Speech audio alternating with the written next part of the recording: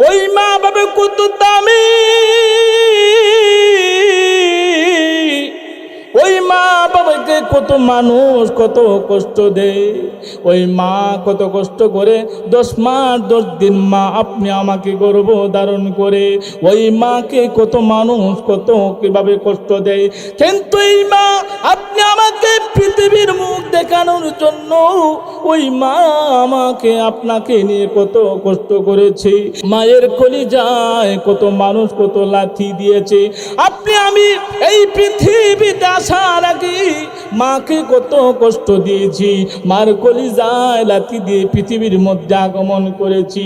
ওই মা আপনি আমাকে জন্ম দিতে যাইয়া রক্তে রঞ্জিত হয়ে গেছে, ওই মা বেহুশ হয়ে জমিনের মধ্যে পড়ে গেছে।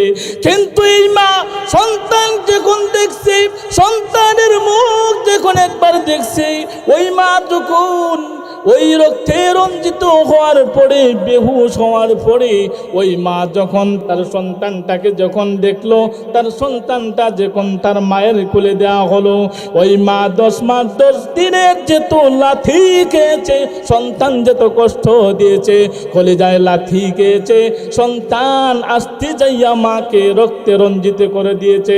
সন্তানের মুখ দেখার সাথে সাথে ওই মা 10 মাস 10 দিনের সমস্ত কষ্ট সবগুলো ভুলে গেছে।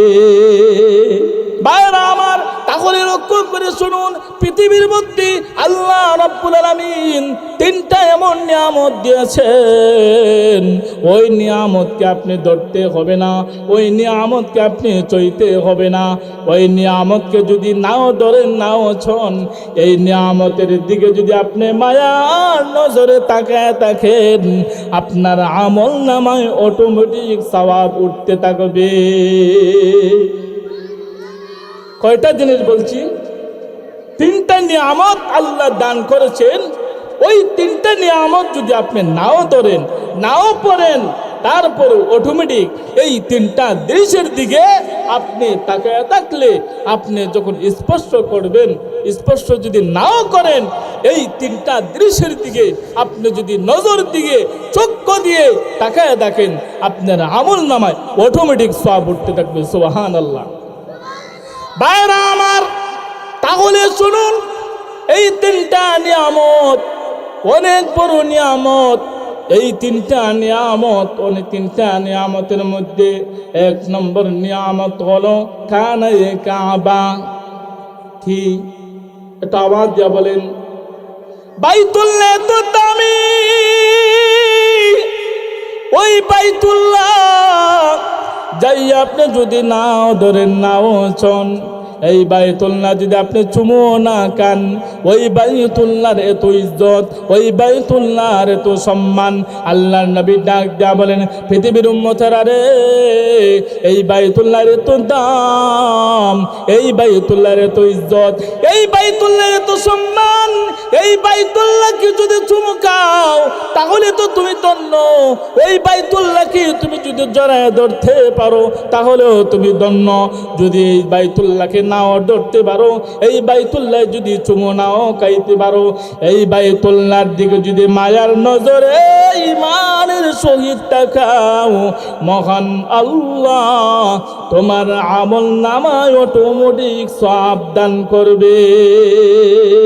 তাহলে এই নিয়ামত, 1 নম্বর নিয়ামত হলো বাইতুল্লাহ। এই বাইতুল্লাহর প্রতি, এই বাইতুল্লাহকে যদি নাও ধরেন নাও ছন নাও স্পর্শ করেন, কিন্তু ওই বাইতুল্লাহর দিকে যদি আপনি চক্ষু দিয়ে তাকাইয়া থাকেন, তাহলে আপনার আমল নামায় অটোমেটিক সওয়াব উঠতেই থাকবে। সুবহানাল্লাহ। ভাইরা আমার, এটা হলো 1 নম্বর। তাহলে আমরা বুঝতে পারলাম 1 নম্বর যে নিয়ামত, নিয়ামতটার নাম কি? একটা আওয়াজ দিয়া বলেন, 1 নম্বর নিয়ামতের নাম কি? আরো জোরে কোন নাম কি? এই বাইতুল্লাহ আমার অনেক প্রাণীর, ওই বাইতুল্লাহ আমার কাছে একদম দাম, ওই বাইতুল্লাহ একজন ইমানদারের কাছে অনেক দাম। এই বাইতুল্লাহ যাওয়ার জন্য কত মানুষ আল্লাহর কাছে কত কাকুতি মিনতি করে। এই বাইতুল্লাহ যাইয়া একবার দেখার জন্য কত ইমানদারের কত চোখের পানি, আল্লাহ যার পানি কবুল করবে একদিন না একদিন বাইতুল্লাহ সে পৌঁছে যাবে। ভাইরা আমার, তাহলে এক নম্বর নিয়ামত হলো বাইতুল্লাহ। এই বাইতুল্লাহ যদি নাও ধরেন নাও চন, এই বাইতুল্লাহর দিকে যদি তাকাইয়া যদি আপনি তাকেন, এই বাইতুল্লাহর দিকে যদি নজর দিয়ে তাকান, মহান আল্লাহ আপনার আমল নামায় সওয়াব দিতে থাকবেন। দুই নম্বর যে নিয়ামত, এই নিয়ামত হলো মা বাবা। আল্লাহু আকবার। ওই মা বাবা কত দামি, ওই মা বাবাকে কত মানুষ কত কষ্ট দেয়। ওই মা কত কষ্ট করে 10 মাস 10 দিন মা আপনি আমাকে গর্ভ ধারণ করে, ওই মাকে কত মানুষ কত কিভাবে কষ্ট দেয়।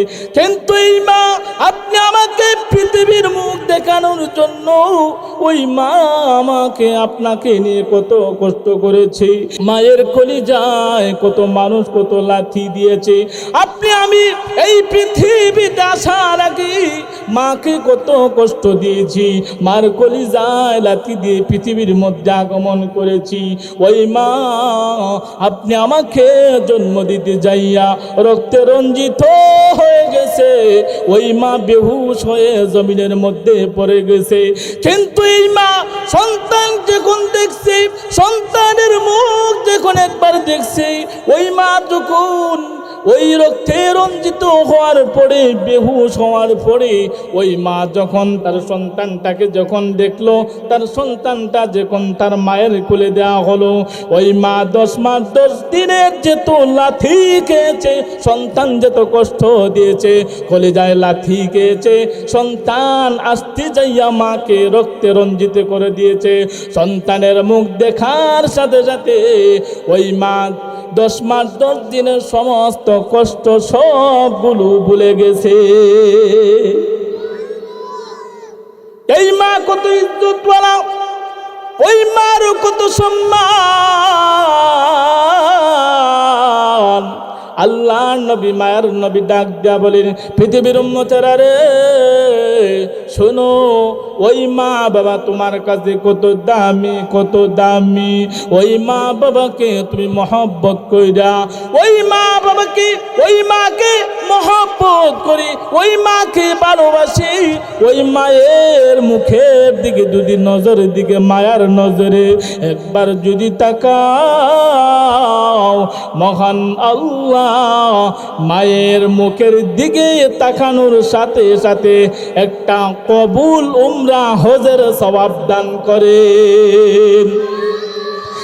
ভাইরা আমার, সাহাবায়ে কেরাম ডাক দিয়ে বলি, ইয়া রাসূলুল্লাহ, ইয়া হাবিবাল্লাহ, নবীজি গো, আমি যদি আবার দ্বিতীয়বার তাকাই আমাকে কি সওয়াব দেওয়া হবে?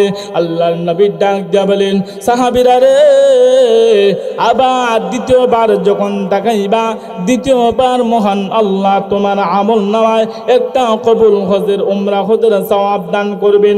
সাহাবী বলে, ইয়া রাসূলুল্লাহ, ইয়া হাবিবাল্লাহ, নবীজি গো, আবার যদি তাকাই, আল্লাহর নবী ডাক দিয়া বলেন, সাহাবী রে শোনো ভালো করে, যতবার মায়ের দিকে মায়ার নজরে তাকাইবা, ততবার মহান আল্লাহ তোমার আমল নামায় উমরা হজের সওয়াব দান করে দিবে। তাহলে এই মা সম্মানী। 1 নম্বর হলো কি বললাম? বাইতুল্লাহ। 2 নম্বর হলো মা বাবা। 3 নম্বর হলো আল্লাহর নবী ডাক দিয়ে বলেন, ও পৃথিবীর উম্মত শোনো, 3 নম্বর হলো কালামুল্লাহ। এই কালাম এত দামি এত দামি, এই কোরআন এত দামি, এই কালাম এত দামি। এই কালামুল্লাহ হলো আল্লাহর কথা।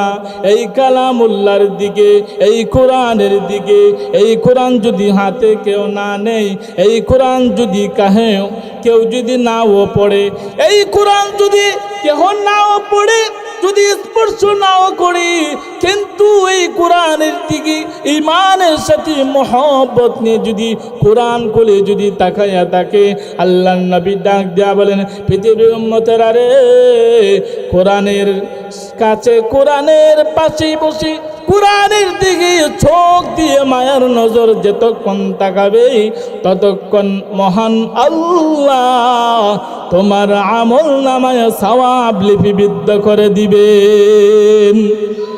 বাইরা আমার, তাহলে কালামুল্লাহ দামি।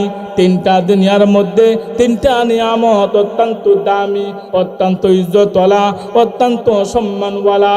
এই কোরআন, এই তলবুল ইলম, ছোট ছোট মাসুম বাচ্চা, তারা কোরআন পড়ে সারাদিন, এই কোরআনকে রিসার্চ করে, এই কোরআন পড়ে পড়ে একজন আলেম হয়, একজন হাফেজে কোরআন হয়, দুনিয়ার সবচেয়ে সম্মানী মানুষ হয়। সেজন্য এই সম্মানী মানুষের বাবা হতে চাই কি চাই না?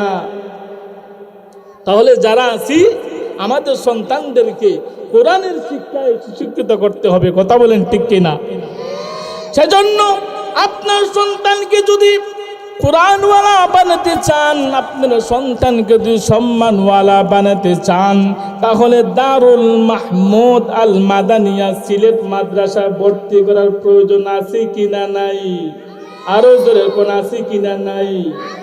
তাহলে আমার ছোট ছোট সন্তান, আমার 7 বছরের সন্তান, আমার 5 বছরের সন্তান, এই সন্তানকে যদি আমি দারুল মাহমুদ আল মাদানিয়া মাদ্রাসায় দিয়ে দেই, এই সন্তান যাইয়া সেখানের মধ্যে কালামুল্লাহ পড়বে, কোরআন পড়বে, আর আমি ঘরে বসে বসে আমার সন্তানকে ভর্তি করার কারণে, আমার সন্তানকে দারুল মাহমুদে পাঠানোর কারণে আমি ঘরে বসে বসে সওয়াব পেতে থাকবো। তাহলে আমার সন্তানকে আমি পাঠাবো, আমার সন্তান যাইয়া এই দারুল মাহমুদ আল মাদানিয়া মাদ্রাসায় পড়বে, সে সেখানে পড়বে, আর আমি ঘরের মধ্যে ঘুমায় থাকলো, আমার আমল নামায় সওয়াব উঠতে থাকবে, আমার আমল নামায় সওয়াব উঠতে থাকবে। অথচ আমি ঘুমে, মা ঘুমে, বাবা ঘুমে, ঘুমায় ঘুমায়ও সওয়াব পায়, ঘুমায় ঘুমায়ও সওয়াব পায়। কিন্তু সওয়াবের রাস্তা করতে হবে, সওয়াবের রাস্তা খুলে দিতে হবে। সওয়াবের রাস্তা যখন করে ফেলবেন, তখন আপনি ঘরে ঘুমায় ঘুমায়ও আপনি সওয়াব পেতে থাকেন। ভাইরা আমার, সেজন্য মাগরিবের সময় কাছাকাছি, সেজন্য এই মাদ্রাসাকে মহব্বত করতে হবে, এই দ্বীনি প্রতিষ্ঠানকে মহব্বত করতে হবে। আল্লাহর রসুলের মহব্বত, ভালোবাসা প্রদর্শন তখনই হবে যখন আমি দারুল মাহমুদ আল মাদানিয়া মাদ্রাসাকে ভালোবাসবো। এই মাদ্রাসার শিক্ষক মণ্ডলী, আসাতিজায়ে কেরাম যারা আছেন, সবাইকে যখন মহব্বত করব, ভালোবাসবো। কারণ এই দুনিয়ায় আমি চিরদিন থাকবো না, এই পৃথিবী থেকে যখন আমি চলে যাব, আর আপনার সম্পর্ক যখন এই মাদ্রাসার, এই শিক্ষা প্রতিষ্ঠানের সাথে হয়ে যাবে, উস্তাদদের সাথে হয়ে যাবে, শিক্ষক মণ্ডলীদের সাথে যখন আপনার একটা মহব্বত ভালোবাসা তৈরি হয়ে যাবে, তখন সময় এই দুনিয়া থেকে আপনি একদিন চলে যাবেন। আর তখন সময় এই মাদ্রাসার একজন শিক্ষক বলবে, আমার অমুক চাচা বড় ভালো আছিল, অমুক ভাই বড় ভালো আছিল, খুব মহব্বত করতো, খুব ভালোবাসতো, আজকে দুনিয়া নাই। আল্লাহ আপনি তার খবর, তাকে মাফ করে দাও, তার খবরকে জান্নাতের বাগান বানায় দাও। এই দোয়াটা পেতে হলে কি টাকা দেওয়া লাগবে? মহব্বত ভালোবাসা করতে হবে। হ্যাঁ, মাঝে মাঝে দরকারি জিনিসও করতে হবে। কারণ মাদ্রাসায় যদি আপনি পড়াতে চান, তখন সময় আপনার সন্তানের পিছনে কিছু খরচ করারও দরকার আছে। শুধু স্কুলে পড়ায়, স্কুলে পড়ানোর সময় আপনি দেখা যায় 1000 টাকা মাস দিল, কোনো বেতন নাই, ওই স্কুলে দিছি ফুলা ব্যারিস্টার হইব, হ্যাঁ জজ হইব, আর মাদ্রাসা দিয়ে 100 টাকা কয়, ওই হুজুরের কোনো কাম নাই, খালি ঠেয়া আছে। আচ্ছা, একটা বাচ্চা পড়তে গেলে তার পিছনে খরচ হয় না? যে কোনো লাইনে পড়ান, তাহলে স্কুলে যদি পড়ায় 1000 টাকা দিত, বেতা লাগে না, 1000 টাকা দিল মায়া লাগে না। আর মাদ্রাসার যদি 100 টাকা যদি মাদ্রাসার লাগে লয়, বাবারে পুরা আগুন জ্বলে, হ্যাঁ পুরা মিটার শান্তি গরম হয়ে জায়গা।